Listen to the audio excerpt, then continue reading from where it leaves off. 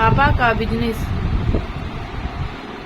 दिल्ली के जाने माने व्यापारी सेठ मनोहर दास जी उनके एक बहुत खास मित्र थे। जानकी दास अपने व्यापार की हर सलाह वे जानकी दास से लेते थे। जानकी दास को व्यापार की गहरी समझ थी।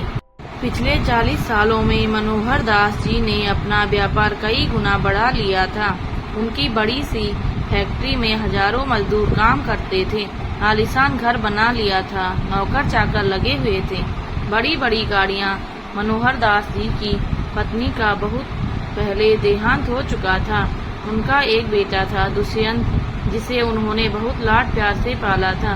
दुष्यंत को सेठ जी ने पढ़ने के लिए इंग्लैंड भेज रखा था। एक दिन अचानक सेठ जी की तबीयत बहुत खराब हो गई। सेठ मनोहर दास जी ने अपने दोस्त को बुलवा भेजा। जानकी दास तुरंत अस्पताल पहुंच गई। मनोहर दास मित्र, लगता है मेरा अंतिम समय पास आ रहा है। मेरे जाने के बाद मेरे बेटे का ध्यान रखना। जानकी दास, ऐसा क्यों बोल रहे हो? तुम ठीक हो जाओगे। यहाँ इलाज नहीं हो पाया तो हम विदेश चलेंगे। मनोहर दास, बस मेरा एक काम कर दो। किसी तरह मेरे बेटे को बुला दो। मैं उसे एक बार देखना चाहता हूँ। जानकी दास ने बिना देर किए दुष्यंत के आने का इंतजाम कर दिया। अगले दिन दोपहर तक दुष्यंत अपने पिता के पास पहुँच गया। उसे देखकर मनोहर दास ने चैन की सांस ली।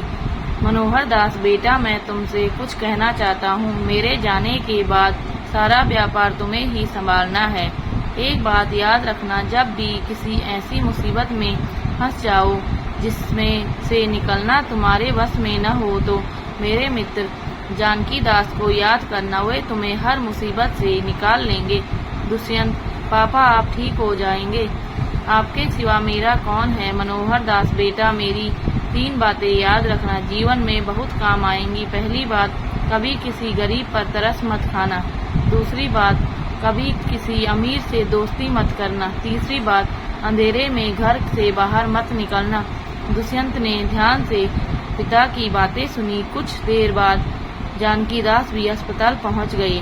शाम के समय मनोहर दास जी ने इस संसार को त्याग दिया। पूरे घर में शोक का माहौल था। अंतिम यात्रा की तैयारी हो रही थी। जानकी दास सारी व्यवस्था देख रहे थे। बीच बीच में वे दुष्यंत को भी संभाल रहे थे। इसी तरह समय बीत गया। करीब 1 महीने तक दुष्यंत पिता के शोक में घर में बैठा रहा। एक दिन जानकी दास जी उससे मिलने आए। जानकी दास, बेटा, अब तुम्हें तुम्हारे पापा का बिजनेस संभाल लेना चाहिए। उनकी भी यही इच्छा थी। दुष्यंत ने उनकी बात मान ली और अगले दिन से ऑफिस जाना शुरू कर दिया। कुछ दिन तक जानकी दास भी उसके साथ जाते, उसे बिजनेस की सारी बातें सिखाते थे। कुछ दिन बाद दुष्यंत सब समझ गया तो जानकी दास जी ने आना बंद कर दिया। एक दिन दुष्यंत बैठकर सोच रहा था, तभी उसे अपने पिता की 3 बातें याद आई। इसी बीच दिवाली आने वाली थी। मजदूरों को बोनस दिया जाना था। मैनेजर फाइल लेकर दुष्यंत के पास पहुंचा। मैनेजर, सर, ये मजदूरों के बोनस की फाइल है। उन्हें हम 1 महीने का बोनस देते हैं। दुष्यंत को याद आया, पापा ने कहा था गरीबों पर तरस मत खाना। दुष्यंत, नहीं, किसी को बोनस नहीं मिलेगा। ये काम करते हैं, हम इन्हें सैलरी देते हैं। बोनस न मिलने से मजदूर भड़क जाते हैं। अब वे बहुत काम करते थे। सब इधर उधर समय बर्बाद कर अपने घर चले जाते थे। उससे काम में घाटा होने लगा। इसी बीच बहुत से व्यापारी जो दुष्यंत की कंपनी से माल लेते थे, वे दुष्यंत से मिलने आते थे। लेकिन दुष्यंत को पिता की दूसरी बात याद थी कि अमीर से दोस्ती मत करना। इसीलिए वह उनसे ठीक से बात नहीं करता, उन्हें उल्टा सीधा बोलकर भगा देता था, जिससे कंपनी को ऑर्डर मिलने कम हो गए। इसके साथ ही दुष्यंत को रात को कहीं जाना होता तो वह अपने साथ 2-3 लड़के साथ लेकर चलता था, जो बड़े से जनरेटर के साथ रथ सजाकर पूरी रोशनी लेकर चलते थे। इससे शहर में जाम लग जाता था। घंटों जाम में फंसे रहने से दुष्यंत परेशान हो गया। उसका व्यापार धीरे धीरे घाटे में बदलने लगा। दुष्यंत को कुछ समझ नहीं आ रहा था। एक दिन उसने जानकी दास जी को बुलवाया। दुष्यंत, चाचा जी, मैंने पिताजी की 3 बातों को व्यापार में उतारा, लेकिन मुझे घाटा ही हो रहा है। जानकी दास जी के पूछने पर दुष्यंत ने सारी बात बता दी। जानकी दास जी, बेटा, तुमने अपने पिता की बातों का गलत मतलब निकाल लिया।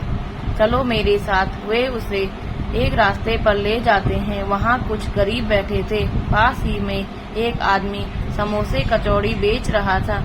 जानकी दास, बेटा, तुम्हारे पापा ने कहा गरीबों पर कभी तरस मत खाओ। इसका मतलब यह है, अगर आज तुम जाकर इन गरीबों में ये समोसे खरीद कर बांट दो तो इन्हें बिना मेहनत खाने की आदत पड़ जाएगी। कल जब तुम्हारी गाड़ी यहाँ से गुजरेगी तो ये इंतजार करेंगे कि अब समोसे मिलेंगे। इससे अच्छा है हमें इन्हें काम सिखाना चाहिए, जिससे ये मेहनत करके खा सके, न कि इन पर तरस खाकर इन्हें भीख देनी चाहिए। दुष्यंत, ओ पापा ने इतनी गहरी बात कही थी, मैं समझ न सका। अगले दिन दुष्यंत जानकी दास जी के साथ फैक्ट्री गया। वहां जाकर उसने सभी मजदूरों से माफी मांगी और उन्हें 2 महीने का बोनस दिया, जिससे सभी मजदूर खुश होकर मेहनत से काम करने लगे। उसके बाद वे ऑफिस में आकर बैठे। जानकी दास जी, बेटा, तुम्हारे पिता ने कहा कभी किसी अमीर से दोस्ती मत करना। इसका मतलब था कि व्यापार सबसे करो, लेकिन दोस्ती मत करो, क्योंकि अगर इनसे दोस्ती करोगे तो ये तुम्हारे सारे राज निकलवा लेंगे। कहाँ से कच्चा माल लाते हो, कितने का बनता है, कैसे बेचते हो, और साथ ही ये तुम्हें बुरी आदतों जैसे शराब आदि की लत लगा देंगे। इसीलिए इनसे बचने को कहा। दुष्यंत, लेकिन मैंने तो सबको भगा दिया। जानकी दास, तुम चिंता मत करो, सब मुझे अच्छे से जानते हैं। मैं कह दूंगा पिता के जाने के कारण बच्चा दुखी था। कुछ दिन हम थोड़ा सस्ता करके माल बेचेंगे, सब आ जाएंगे। दुष्यंत, चाचा जी, आपने मुझे बचा लिया। अब तीसरी बात भी बता दो। मैं शाम कहीं भी जाता हूँ फंस जाता हूँ। जानकी दास जी, तुम्हारे पिता ने कहा था अंधेरे में घर से मत निकलना।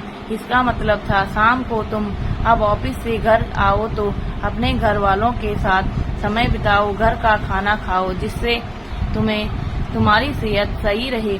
तीसरी बात, तुम्हारे पास बहुत पैसे हैं, रात को गुंडे बदमाश तुम पर हमला कर सकते हैं। दुष्यंत को अब अपने पिता की बातों की गहराई समझ में आ गई। वह उनके बताए हुए रास्ते पर चलने लगा। कुछ ही समय में उसका व्यापार पहले से भी अच्छा चलने लगा। इधर जानकी दास जी ने एक अच्छी सी लड़की देखकर दुष्यंत का विवाह करा दिया। दोस्तों, यदि आपको हमारी कहानी अच्छी लगी हो तो प्लीज लाइक, कमेंट, शेयर और सब्सक्राइब जरूर करें। धन्यवाद।